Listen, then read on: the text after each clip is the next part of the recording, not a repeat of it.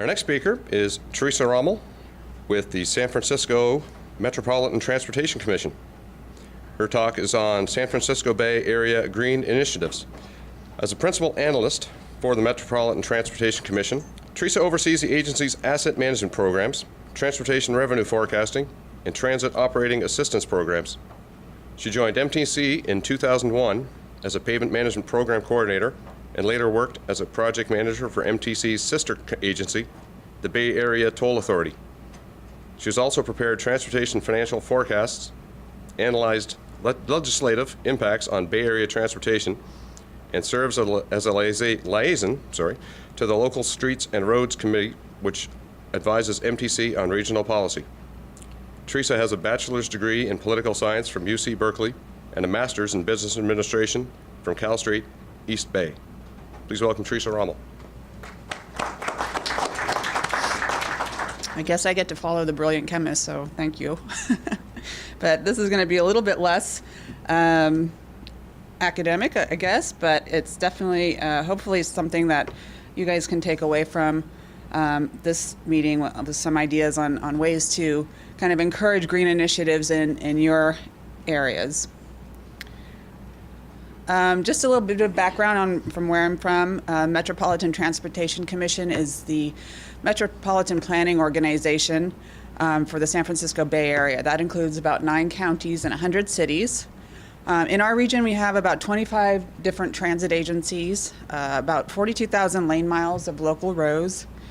On average, our pavement condition has a PCI of 67 on a scale of 0 to 100. And over the next 24 years or so, we estimate that our local street and road capital maintenance need is about $36 billion. In 2006, California passed some significant legislation, including the Global Warming Solutions Act, which requires GHG emissions in California to drop to 1990 levels by the year 2020, and with an ultimate goal of 80% emissions reductions by 2050.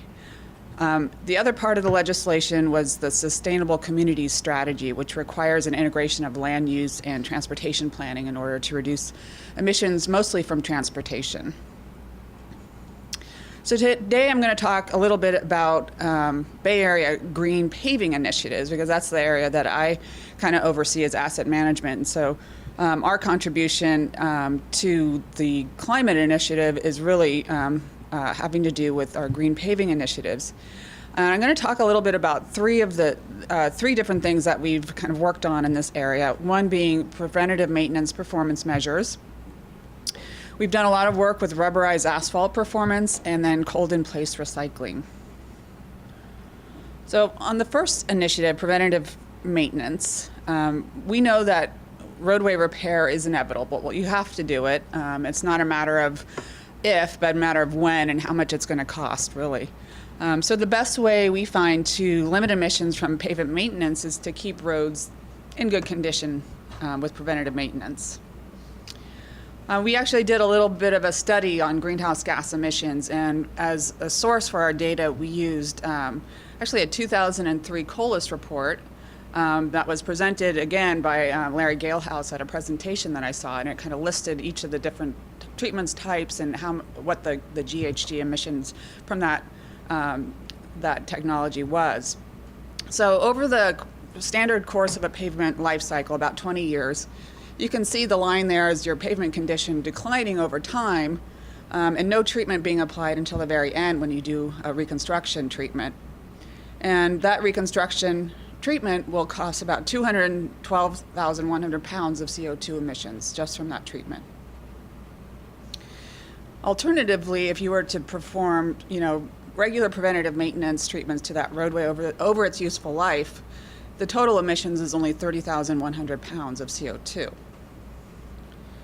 So, in essence, savings from 1 lane mile over the life cycle of the pavement is approximately 180,000 pounds of CO2, which is equivalent to the annual emissions from about 15 cars, which doesn't seem like a whole lot, but if you consider in the Bay Area we have 42,000 lane miles, that's about 7.6 million pounds of CO2, or annual emissions from about 630,000 cars, and that's basically from switching from from a worse first strategy to more of a pavement preservation, preventative maintenance strategy.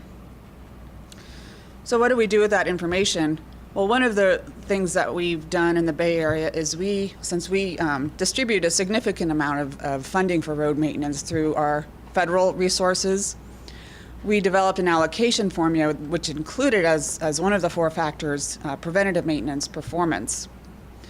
And the way we determined preventative maintenance performance was we looked at the jurisdiction's pavement management database, and we developed a score using the recommended percent of budget that should be used for preventative maintenance versus what they actually spent on preventative maintenance.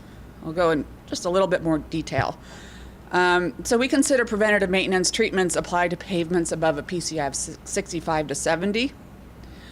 The nice thing about this was that it didn't penalize jurisdictions that had either really poor roads to begin with or a small budget size. So that really doesn't matter because we're only evaluating the jurisdictions according to its own network.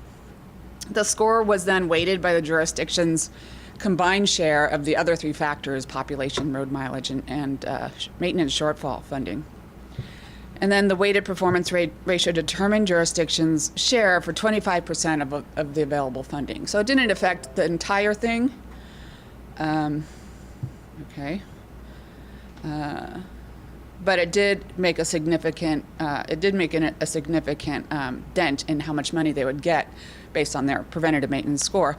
And we saw a significant shift in people's behaviors. We saw jurisdictions that really went from go from a worse first strategy to making sure at their city council presentations that they advocated for those preventative maintenance funds in their budget so that they wouldn't lose out on funding from MTC. So that was pretty successful. Another thing that we've been doing is looking at new sustainable technologies, including rubberized asphalt performance. And we've been hearing from our jurisdictions and the industry as well that rubberized asphalt concrete really it lasts longer, it gives you a bigger boost in PCI when it's applied. And their pavement management system wasn't giving them that credit because we used more traditional methods to develop our deterioration curves and the PCI increase factor for those technologies.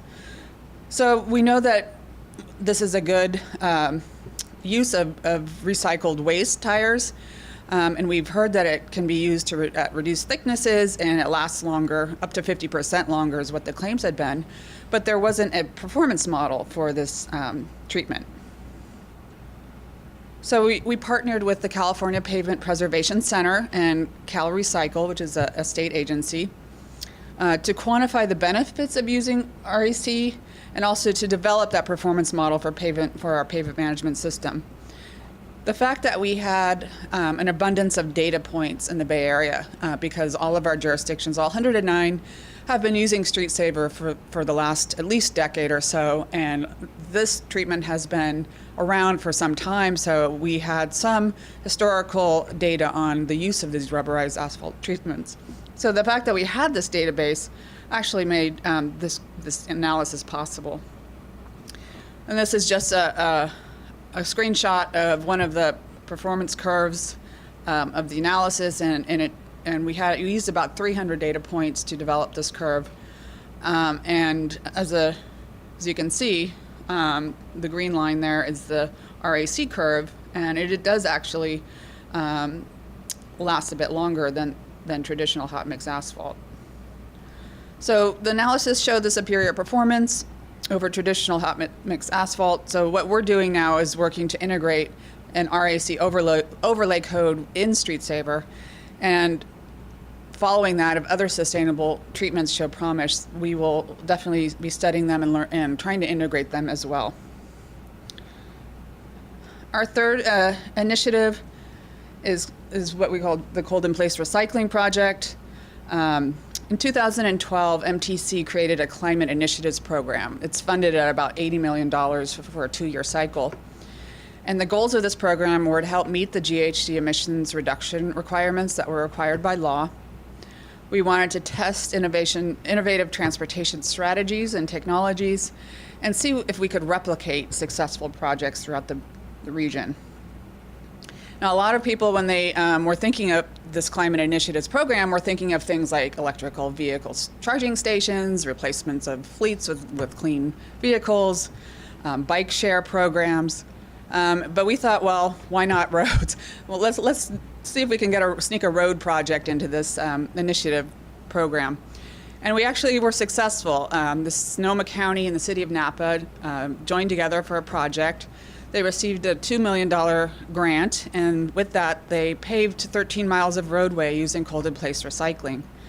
And at the end of that, we did a demonstration project where we gathered about 50 different agencies to attend this.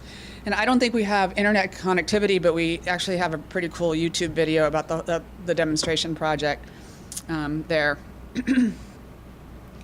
So the program evaluation for the Climate Initiatives project was to quantify estimates of change before and after, actual reduction of GHG emissions, how much GHG did it save. It was also to look at the project cost and benefit. How much was it costing us to get this emissions reductions? And what were the opportunities for replication?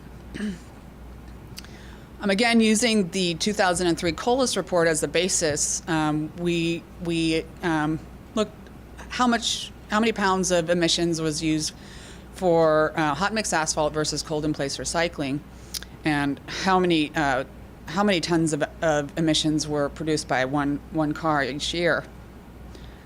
And what we found was that for every lane mile of roadway that CIR is used versus HMA, approximately 131,000 pounds of GHG emissions are saved, which is equivalent to taking 11 cars off the road for a year. What's more exciting is that of all of the projects that were conducted in this grant program, this road program was the star in that, first of all, it was completed on time and on budget. And for the GHG emissions reduction that it earned, the cost effectiveness was negative $2,477, which means we actually saved money and achieved those emissions because the cold-in-place recycling is actually a cost saver over traditional treatments because it uses the recycled material. So it was the star of the program, and we estimated that if we were able to replicate this over, all of the candidate streets in the Bay Area using CIR versus HMA, that's equivalent to about 1.6 billion pounds of GHG, or about 143,000 cars. I know that sounds like a lot, and we did make sure that we only looked at those streets that were eligible for CIR or were candidate streets. So it's pretty significant. About 25% or 30% of our network of roadways could actually use this technology, and the savings would be really significant. I was hoping to get actual numbers from our California statewide needs assessment. We do a statewide needs assessment in California looking at the maintenance need for local streets and roads. And some of the data that we gather is information from local jurisdictions on what types of sustainable treatments they're implementing in their jurisdictions. And between 2012 and 2016, we've seen about a 30% increase in the use of sustainable treatments in paving. And in the Bay Area, it's been more like about a 40% increase. So we think that encouraging these treatments has been very helpful. So in conclusion, true sustainability means not only seeking new ideas, but searching for innovative alternatives to existing methods. So we're not going to get there just by dreaming up electrical vehicles, EV cars and charging stations and bike share. I think we have to look at what we're already doing and see if we can do it a little bit better and a little bit cleaner. So thank you. That's my presentation.